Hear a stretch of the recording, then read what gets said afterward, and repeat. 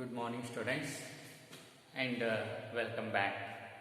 So, in the previous class, we discussed about the development of the embryo sac, that is a female gametophyte, okay, from a single functional megaspore.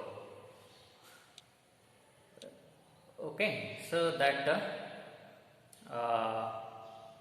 is the what we discussed in the previous class.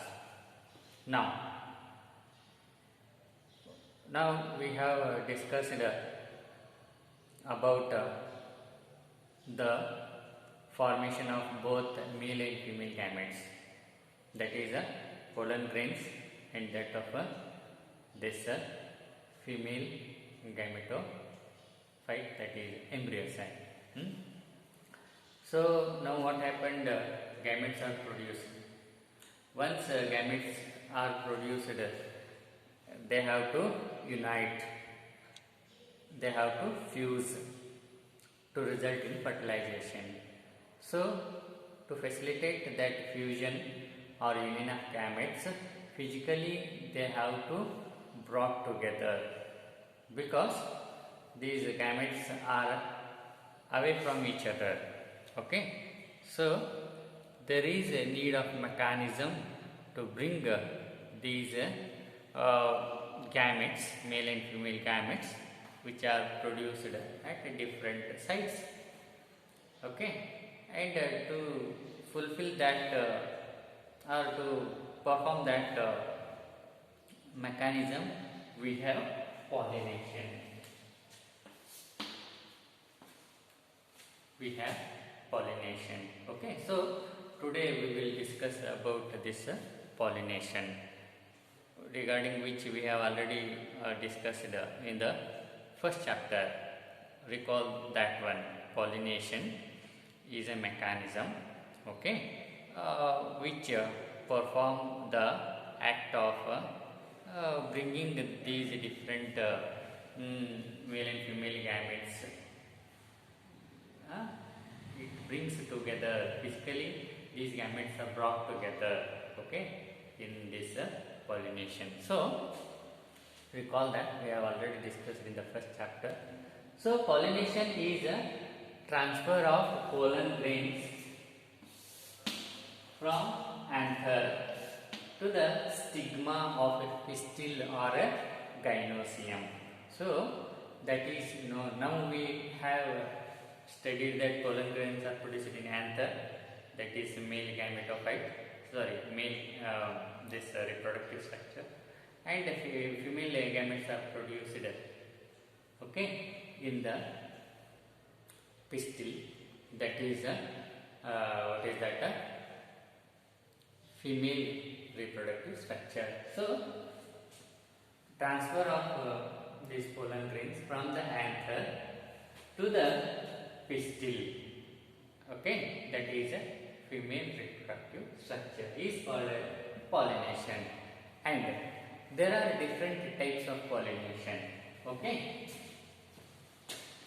The types of pollination, there are three types. First one, autogamy, and this second one, geitonogamy, and the third one, xenogamy. Okay, types of pollination. There are three types of pollination, that is autogamy, and this is geitonogamy, and the third one is xenogamy. Okay, let us discuss one by one. First one, that is autogamy. Okay, here what happens? The transfer of pollen grains from anther of a flower on to the stigma of a same flower. This is very much important. You see, auto means self. Okay, so here what happens? The transfer of pollen grains from the anther of a flower to the stigma of the same flower. Stigma of the same flower. So that is known as a autogamy. Okay. Auto means self-pollination. Even it is called as a self-pollination. Okay. Here what happens? The transfer of pollen grains from the anther of a flower to the stigma of the same flower. So that is known as the autogamy, okay, or self-pollination, okay. And there are certain conditions required for this autogamy to take place. Okay, what are those conditions?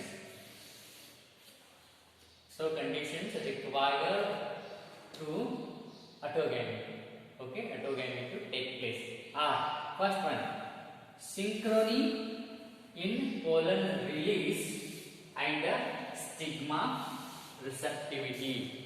Okay, so the conditions required for this autogamy to take place or self-pollination to take place are: first one, there should be synchrony. Synchrony means at the same time. Okay, they should be matched. They should be okay at the same time. What is the same time means? The synchrony in pollen release and stigma receptivity. That means the pollen release and stigma receptivity should take place simultaneously at the same time. Okay, these both things, they should take place at the same time.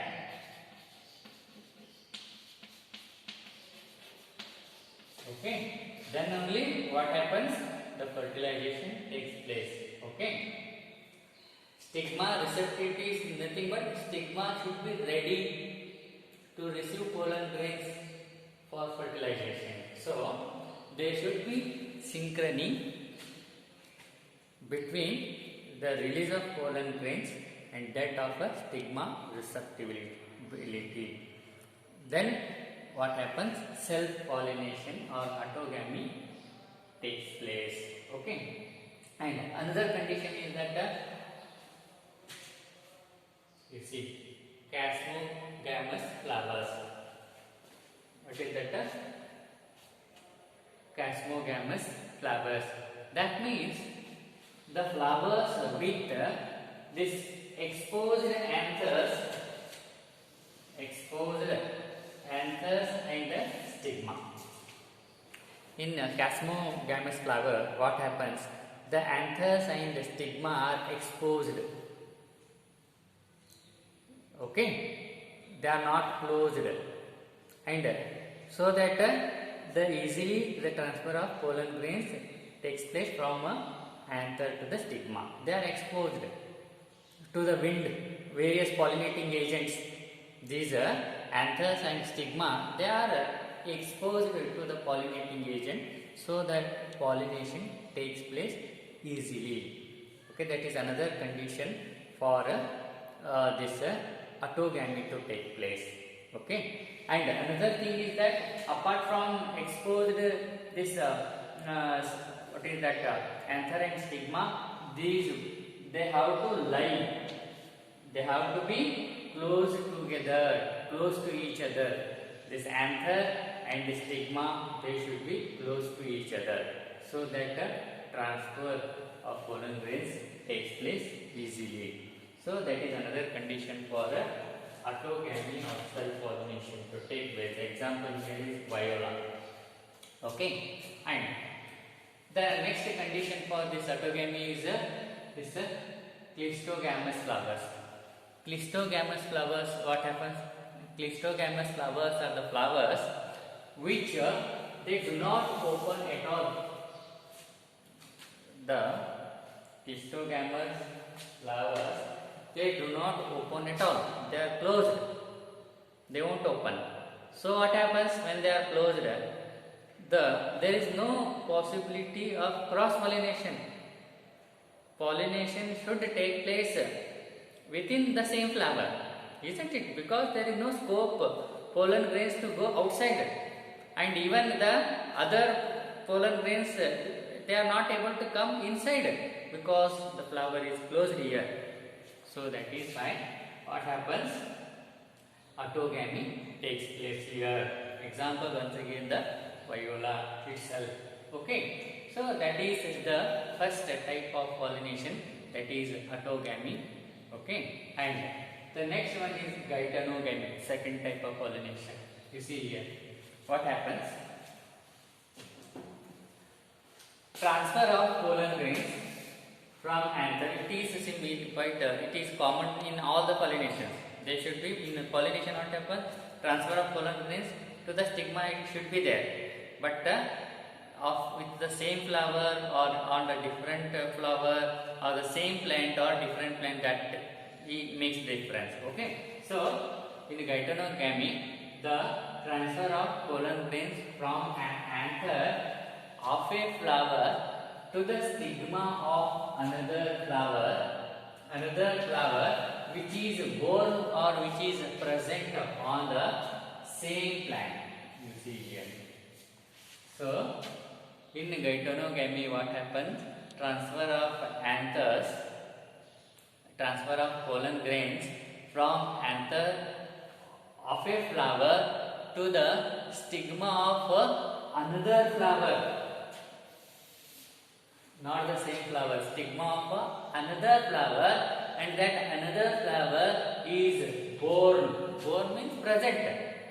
Okay, present on the same plant. In the same plant, what happens, transfer of anthers takes place from one flower.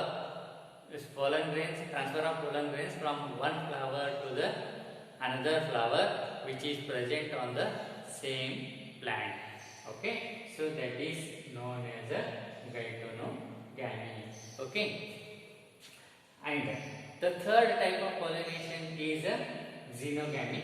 You see here, transfer of pollen grains from an anther of a flower to the stigma of another flower which is born or which is present on another plant. You see here.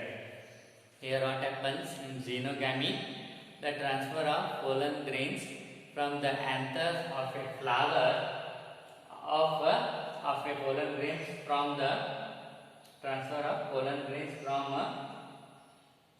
anther of a flower to the stigma of another flower, and which is born or present on the another plant. This is very much important. But here in case of what happens, Geitonogamy, it is on the same flower, on the same plant. Both the flowers are on the same plant. But here, in case of Xenogamy, the transfer of pollen grains from the anther of a flower to the stigma of another flower which is present on the another plant, different plant, but that plant must be of same species. They must of same species. Example, papaya. Here what happens, papaya, it exhibits unisexual flower. We have already discussed the sexuality in flowering plants. Okay, in that we have discussed bisexual flowers, unisexual flowers, isn't it? In unisexual flowers, what happens? Flowers having only one reproductive structure. Okay, that is either male or a female. Okay, so in papaya, what happens? Plant will be having this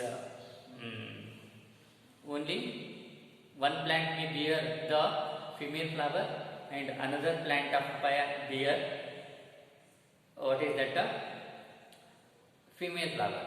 So what happens? The transfer of pollen grains takes place anther of one flower to the stigma of another flower which is born or which is present on the another plant, but they should be of a same species.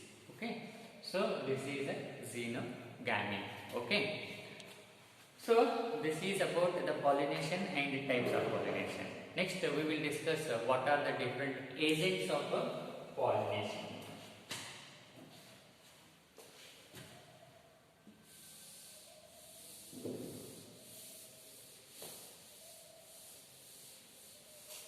In the agents of pollination, that means there should be some means through which this pollination should take place, because this pollination it cannot take place on its own. There should be some agents, okay, so that through them this pollination takes place. Let us see what are those agents through which the pollination takes place. Okay, and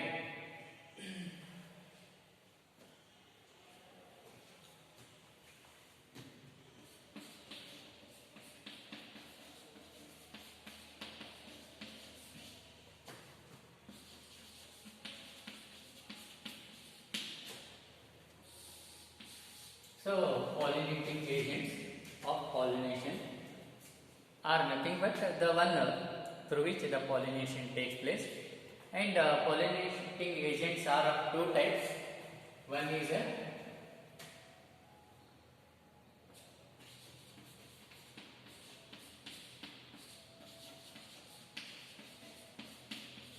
abiotic agents and another one is a biotic agents. As the name itself indicates, abiotic means the one which is not having life, and here we have a wind and water. And in the biotic agents, biotic means the agents which are having life, living one. And we are having this biotic agents are animals. Okay. So let us discuss one by one. Abiotic agents.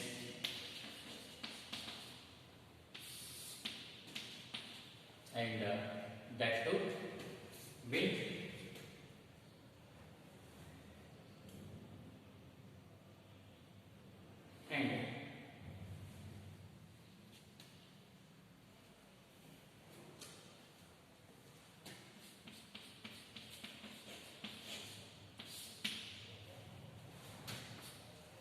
and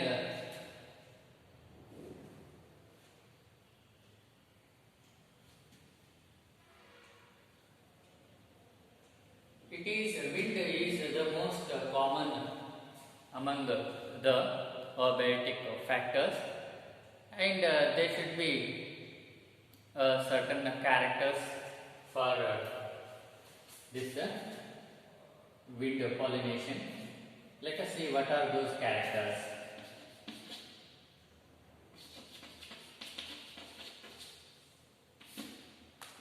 Characters or features of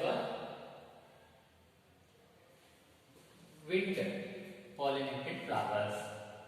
Okay. First one,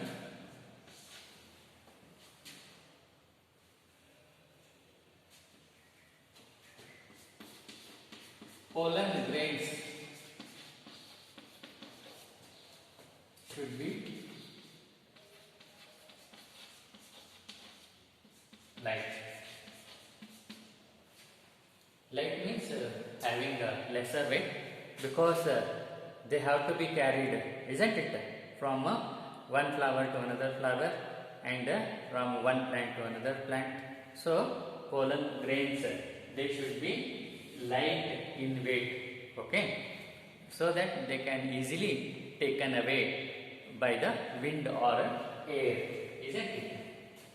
So that is one thing, light in weight. And another characteristics of this wind pollinated flowers is pollen grains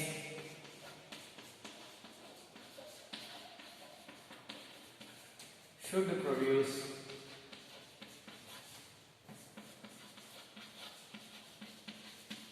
in a large quantity.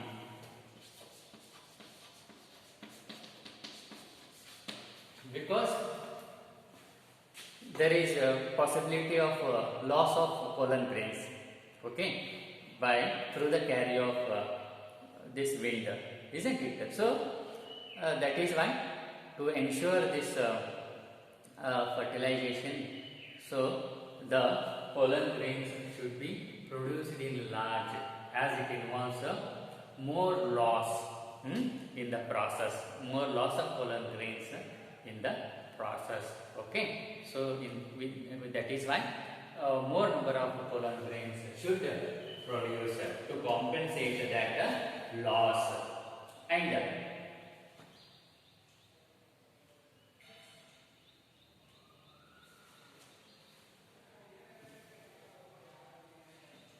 another character is that pollen grains should be non-sticky.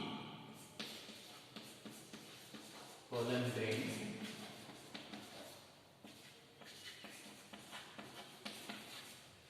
should be non-sticky and powdery.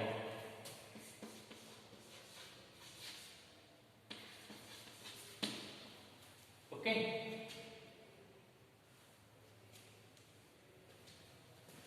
The another characteristic of this wind pollination flowers is that the pollen grains should be non-sticky, isn't it? They should not, if they are sticky, they easily get stick to one place and they cannot be easily carried out by wind. So that is why these pollen grains should be non-sticky and they should be powdery in nature, in the form of powder.